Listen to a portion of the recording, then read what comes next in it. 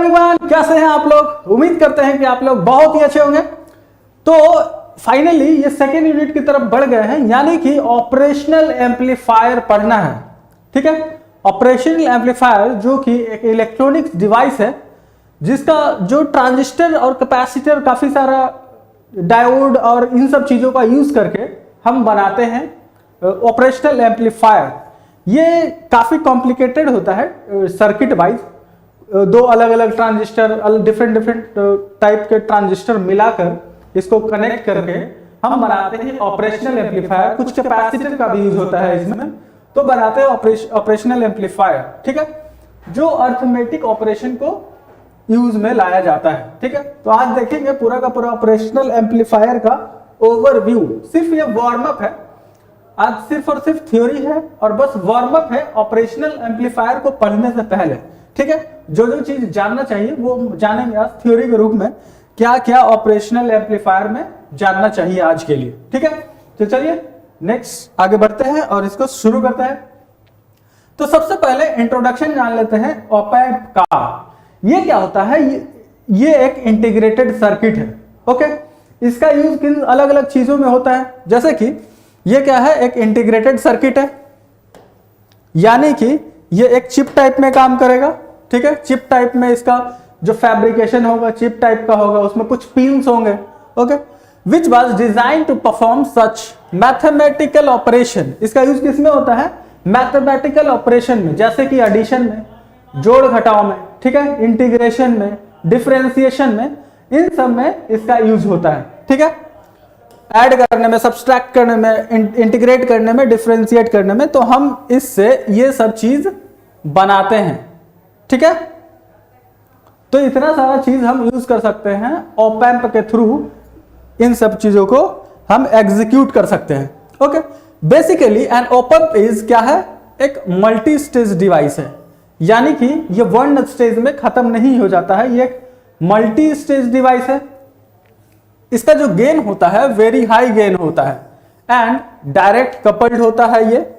ये धीरे धीरे पता चलेगा आपको, जब इसके लेक्चर वाइज लेक्चर जब आते जाएंगे तब आपको पता चलने लगेगा गेन क्या होता है, डायरेक्टली कपल्ड होना क्या होता है, नेगेटिव फीडबैक क्या होता है, ये सब चीज आपको पता चलने लगेगा।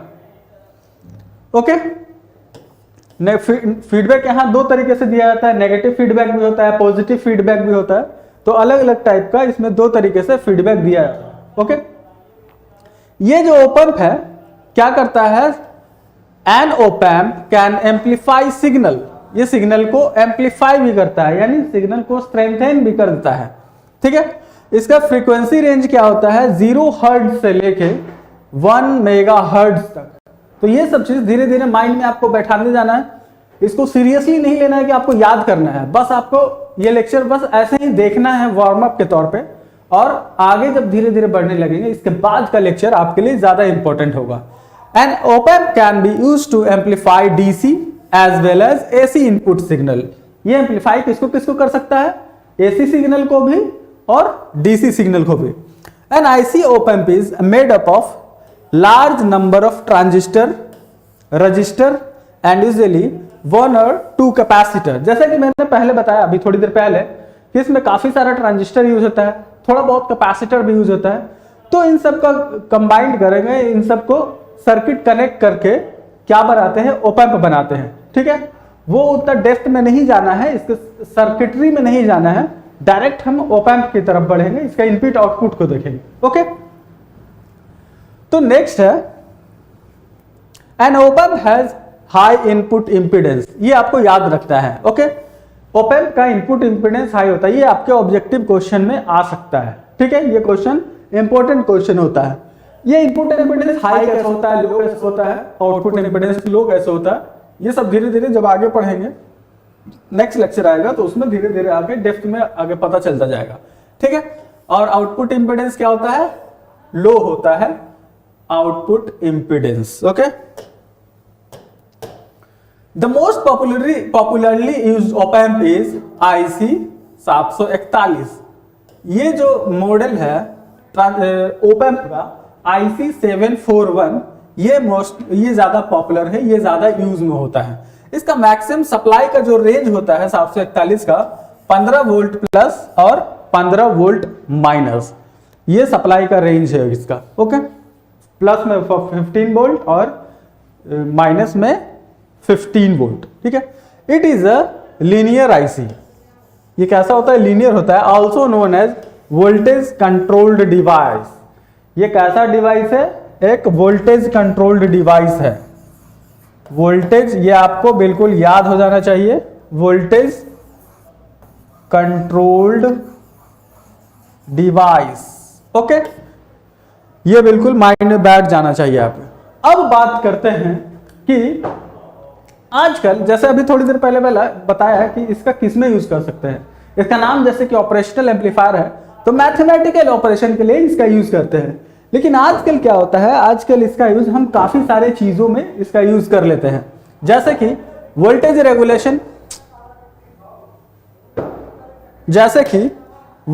रेगुलेशन, में हम इसका यूज कर लेते हैं, फेज शिफ्टिंग में इसका यूज कर लेते हैं, analogue computer operations in instrumentation में इसका यूज कर लेते हैं, कंट्रोल सिस्टम में यूज कर लेते हैं, ऑसिलेटर सर्किट में इसका यूज कर लेते हैं, पल्स जनरेटर में यूज कर लेते हैं, स्क्वायर वेव जनरेटर में कर लेते हैं।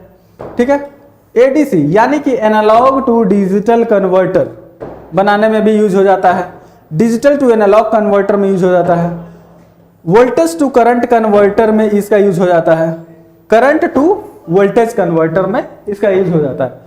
तो इसका यूज जो है ओपैम्प का हम इतने तरीके से कर सकते हैं। Okay, right. अब बात करते हैं आइडियल ओपैम्प के क्या कुछ खासियत के बारे में, इसमें क्या क्या होता है।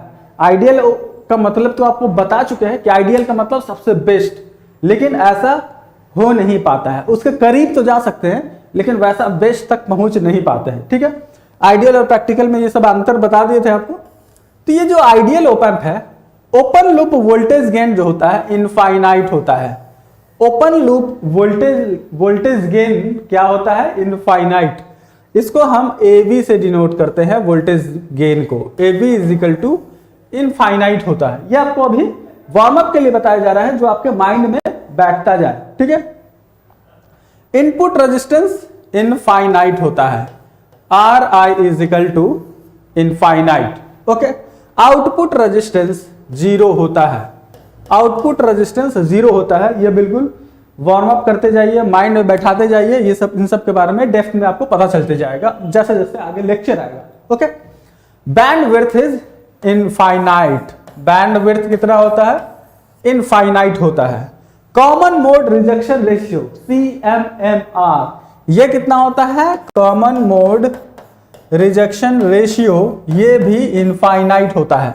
अब कॉमन मोड रिजेक्शन रेशियो क्या होता है, वो धीरे धीरे नेक्स्ट क्लास में लेक्चर जैसे जैसे आता रहेगा आपको सबके बारे में पता चलता रहेगा। अभी बस आपको वार्म अप करना है और इन सब के बारे में जानते जाना है। ठीक है, स्लीव रेट, स्लीव रेट क्या होता है? स्लीव रेट भी इनफाइनाइट होता है। ओके, इनफाइनाइट क्या क्या हो गया? Slew rate infinite, bandwidth infinite, output resistance zero. बस यही चीज एक ऐसा है जो इसका जीरो है।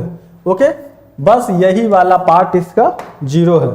ओके, बाकी सब क्या है? Infinite. CMMR infinite, voltage gain infinite, bandwidth infinite, slew rate infinite. Okay, next चलते हैं।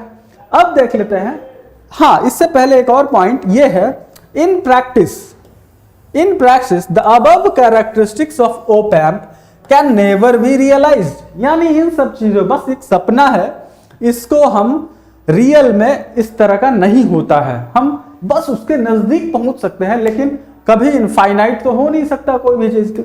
ठीक है, जीरो भी नहीं हो सकता प्रैक्टिकल के केस में। तो ये हम ऐसा मानते हैं, ऐसा हम बनना चाहते हैं। ओके, तो ये आइडियल चीज है, ये बेस्ट चीज है। ओके, तो अब जान लेते हैं थोड़ा सा प्रैक्टिकल के बारे में। प्रैक्टिकल के केस में क्या होता है, तो देखिए यहां पे, तो यहां पे देखिए input resistance. Okay, input resistance के केस में क्या है?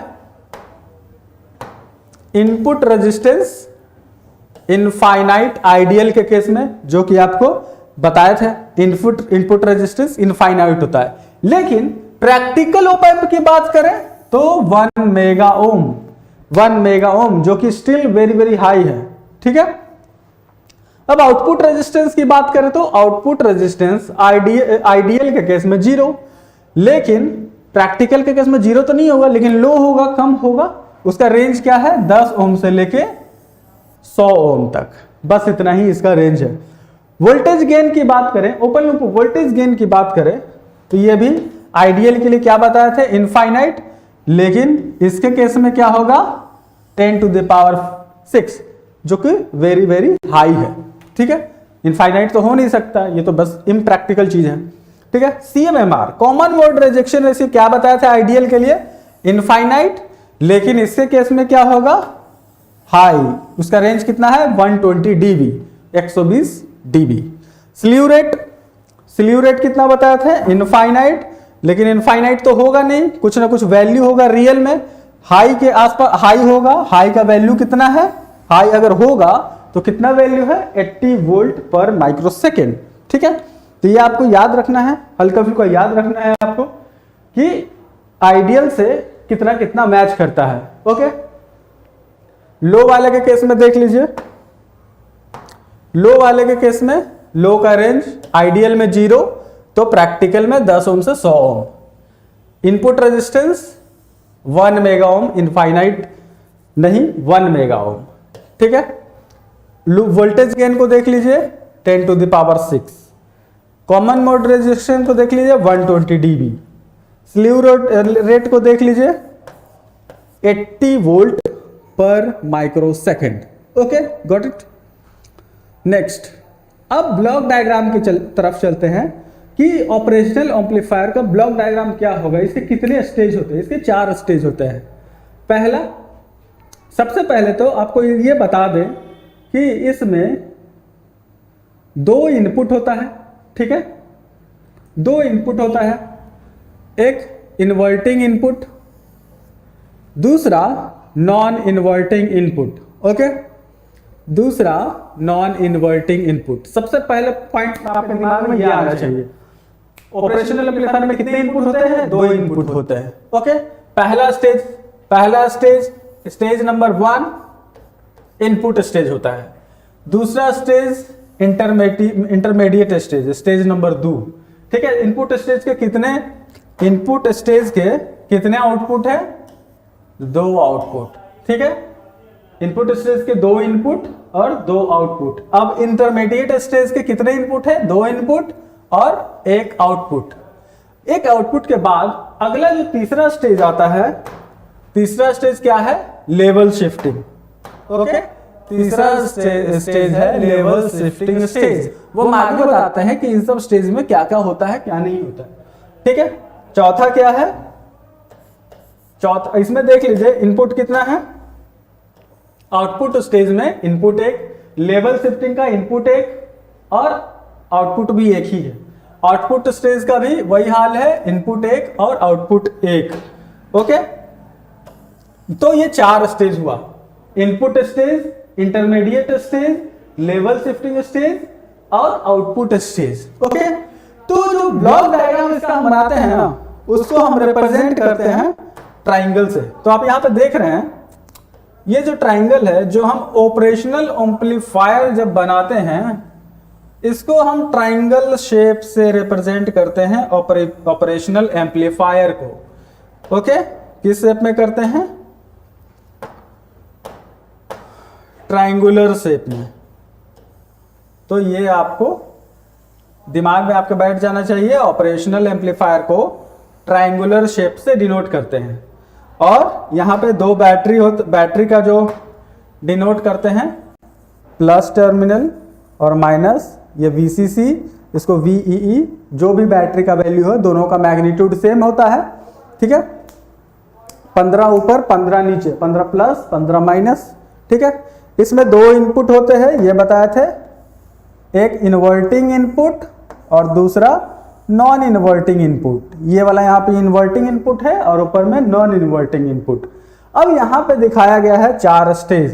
ठीक है, 4 स्टेज में वही वाला पार्ट है, यहाँ पे देख लीजिए, इनपुट स्टेज। ठीक है, इनपुट स्टेज में यहाँ पे ये लिखा हुआ है कि ड्यूअल इनपुट बैलेंस्ड आउटपुट। इसका मतलब ये हुआ बैलेंस्ड आउटपुट का मतलब कि दो इनपुट है और आउटपुट भी दो है। ओके, आपको क्लियर नहीं दिख रहा होगा ये, ठीक है, आपको ये नोट नहीं करिएगा, आपको सिर्फ ये वाला नोट करना है और जितना मैंने ड्रॉ किया है वो आपको नोट करना है। दूसरा इंटरमीडिएट स्टेज में पहुंचते हैं, वो क्या है, ड्यूअल इनपुट है और अनबैलेंस्ड आउटपुट है। अनबैलेंस्ड आउटपुट का मतलब कि दो इनपुट है और एक आउटपुट है ओनली, ठीक है, इसका मतलब अनबैलेंस्ड आउटपुट, ठीक है। दोनों क्या है, डिफरेंशियल एम्पलीफायर। फिर आगे चलते हैं लेवल शिफ्टिंग स्टेज में। ओके, लेवल शिफ्टिंग स्टेज है। फिर उसके बाद क्या होता है, output stage.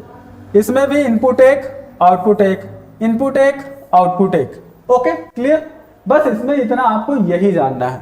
Okay, operational amplifier को ट्रायंगुलर बनाकर डिनोट करते हैं, जिसमें कि दो इनपुट होता है, इन्वर्टिंग और नॉन इन्वर्टिंग। ओके, और ये एक आउटपुट। नेक्स्ट, अब अलग अलग करके input stage, intermediate stage, level shifting stage, output stage, इन चारों को थोड़ा देख लेते हैं, वार्म अप कर लेते हैं कि इसमें क्या क्या होता है। ओके, तो इनपुट स्टेज में देखिए, the input stage require high input impedance to avoid loading on the source. ठीक है, लोडिंग को अवॉइड करने के लिए हाई इनपुट इंपीडेंस रिक्वायर्स होते हैं to avoid the loading on the source. It requires to input terminal. जैसे कि आपको बताया कि इनपुट स्टेज में दो टर्मिनल होते हैं, तो उसी के बारे में यहां बताया जा रहा है कि दो इनपुट इंपीडेंस होते हैं। ठीक है, it also requires low output impedance. वही सारा चीज बताया जा चुका है, उसी के बारे में बात हो रहा है। All such requirements are achieved by using the dual input balance output. ठीक है, dual input balance out, dual input का मतलब दो इनपुट और बैलेंस आउटपुट का मतलब जितना इनपुट है उतना ही आउटपुट, यानी दो इनपुट है तो दो आउटपुट। ठीक है, the function of differential amplifiers to amplify the difference between the two input signal. जो अभी थोड़ी देर पहले आपको बताया, ये जो है, ये दोनों जो पार्ट है, इसमें कितना जा रहा है इनपुट, दो इनपुट। यहां पे देखिए दो इनपुट दो इनपुट, यहां पे देखिए दो इनपुट दो इनपुट। तो ये जो दोनों जो पार्ट है डिफरेंशियल एम्पलीफायर का पार्ट है, यानी कि दोनों के बीच का, दोनों टर्मिनल के बीच का डिफरेंस बता सके। ओके, तो यहां पे देख रहे हैं the function of a differential amplifier, यानी पहला स्टेज और दूसरा स्टेज दोनों डिफरेंशियल एम्पलीफायर का पार्ट है। The function of differential amplifier to amplify the difference between the two input signal. दोनों के बीच, दोनों से जो इनपुट सिग्नल है वो क्या करेंगे, एम्पलीफाई करेंगे। ठीक है, जो भी डिफरेंस आएगा उस वैल्यू को एम्पलीफाई करेंगे। ओके, अब चलते हैं इंटरमीडिएट स्टेज में। इंटरमीडिएट स्टेज वो स्टेज है जो नेक्स्ट थर्ड आने वाला स्टेज है, जो लेवल शिफ्टर है, उसको ड्राइव करने का काम करता है, यानी कि उसको चलाने का काम करता है। The output of the input stage drives the next stage, यानी नेक्स्ट स्टेज को चलाना। Okay, which is an intermediate stage. This is another differential amplifier. ये भी एक डिफरेंशियल एम्पलीफायर जिसके पास ड्यूअल इनपुट है और अनबैलेंस्ड आउटपुट। ड्यूअल इनपुट का मतलब दो इनपुट, और आउटपुट क्या है इसका, अनबैलेंस्ड है, यानी एक ही आउटपुट है, सिंगल एंडेड आउटपुट। इसका मतलब ये हुआ, जैसा कि इधर डायग्राम में बताया गया है। यहां पर देखिए दो इनपुट है, पहला दूसरा, आउटपुट कितना है, एक ही है। ओके, तो यही हुआ अनबैलेंस्ड आउटपुट का मतलब। ठीक है, the main function of the intermediate stage to provide additional voltage gain required. तो जो इसका मेन फंक्शन है इंटरमीडिएट स्टेज का, उसका मेन फंक्शन क्या है, एडिशनल गेन प्रोवाइड करना। ठीक है, कुछ गेन और ऐड कर देना। The overall gain requirements of the op amp is very high, इसलिए ओवरऑल जो गेन होता है ऑप एम्प का वेरी हाई होता है। जैसे आइडियल में आपको बताया कि इनफाइनाइट होता है और उसमें 10⁶। अब बात करते हैं लेवल शिफ्टिंग स्टेज की। नेक्स्ट, लेवल शिफ्टिंग स्टेज क्या करता है, डीसी सिग्नल को एलिमिनेट करता है। कोई भी सिग्नल आ रहा है, अगर ऐसी सिग्नल आ रहा है तो उसमें डीसी का थोड़ा सा पार्ट होगा, जो भी पार्ट होगा उसको क्या करेगा, एलिमिनेट करेगा। ठीक है, level shifter is a circuit which can shift DC voltage level of a signal to 0 voltage, यानी कि DC वैल्यू को 0 तक लेके आएगा। कोई भी सिग्नल में AC वैल्यू में, AC सिग्नल में कोई भी DC पार्ट होगा उसको वो रिमूव करेगा। उसको रिमूव कर देने का मतलब ही है कि 0 पे शिफ्ट हो जाना। अब ये सब जो बातें कर रहे हैं हो सकता है ना पता चल रहा हो, लेकिन जैसे जैसे पूरा पढ़ते जाएंगे तो आपको पता चलते जाएगा AC DC कैसे, AC में भी DC कैसे है, वो सब पता चलते जाएगा। देखो DC का मतलब सीधा मतलब होता है एवरेज, तो एवरेज हर चीज में होता है। ओके, धीरे धीरे आपके ब्लड में सब धीरे धीरे चलता चला जाएगा। ठीक है, इसीलिए मेरे शब्दों को उतना लोड नहीं लेना है कि AC में कैसे DC आ गया। Okay, it is design to eliminate single DC voltage. Level shifting stage जो है इसका डिजाइन ही इस तरह से किया गया है, DC वोल्टेज को एलिमिनेट करना। ठीक है, बार बार एक ही बात हो रहा है, रिमूव करना या एलिमिनेट करना। Level shifter is a common collector circuit. ठीक है, ये कॉमन कलेक्टर सर्किट होता है, has a input impedance, low output impedance and unity small signal voltage gain. ये सारा वही बात है जो बार बार बोला जा रहा है, जिसकी वजह से ओवरऑल ओप एम्प का कैरेक्टरिस्टिक्स उभर के आता है। ओके, अब बात करते हैं आउटपुट स्टेज की, जो फाइनल स्टेज है, चौथा स्टेज है। ओके, यह है आपका चौथा stage. This is normally complementary output stage. It increase magnitude. इसका काम क्या है? It increase magnitude of voltage and raises the current supplying capacity of the op amp. ठीक है, it also provide low output resistance, जो कि आपको बता चुके हैं। ठीक है, इसका काम क्या है? वोल्टेज को एम्पलीफाई करना, यानी कि बढ़ा देना। ओके, तो बस यही 4 स्टेज हैं। अब आगे चलते हैं। तो ये थोड़ा ओवरव्यू आपको जरूरी है कि सारे स्टेज में क्या क्या काम होता है। जैसा कि मैंने आपको बताया कि ओप एम्प को जनरली ट्रायंगल बना के डिनोट करते हैं, लेकिन ये दिखता कैसा? चिप की तरह दिखता है। तो ये रहा आपका चिप, जो कि आपको अंदर में दिखाया जा रहा है। अंदर में इसे क्या दिखाया जा रहा है? ये वाला ट्रायंगल, ये ओप एम्प। ठीक है, तो इसका कोई ना कोई तो आउटपुट होगा। आपको दिखा होगा कि 2 बैटरी वाला VEE और VDD, 2 टर्मिनल इधर निकल गया, 2 इनपुट आ गया, 4 हो गया, और प्लस 1 आउटपुट, 5। तो यहाँ पे 5 काउंट कर लेते हैं। ये हो गया आपका इनपुट वाला पिन नंबर 2। ये हो गया, ये भी इनपुट वाला, एक इन्वर्टिंग एक नॉन इन्वर्टिंग। ठीक है, पिन नंबर 3। एक हो गया ये बैटरी वाला जो माइनस टर्मिनल। ठीक है, पिन नंबर 4 हो गया, और ये हो गया प्लस वाला बैटरी वाला। ठीक है, 4 टर्मिनल फिनिश, और एक जो निकलेगा आउटपुट। ठीक है, टोटल यहां पे दिखाए गए हैं 8 टर्मिनल, 8 पिन्स, लेकिन यहां पे यूटिलाइज की कौन सा हो रहा है? 5 पिन यूटिलाइज हो रहे हैं।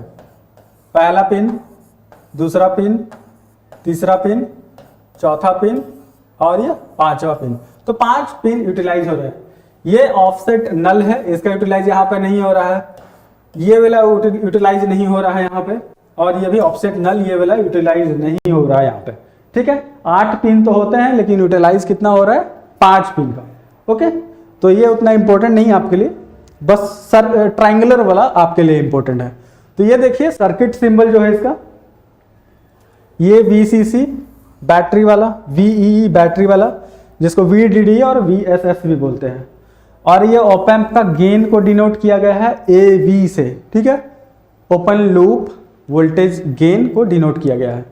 और यहाँ पे देख रहे हैं प्लस के साथ कनेक्टेड है, इन्वर्टिंग इनपुट है, जिसको Vin से बोला गया है। एक है माइनस वाला Vin से, एक इन्वर्टिंग इनपुट, एक नॉन इन्वर्टिंग।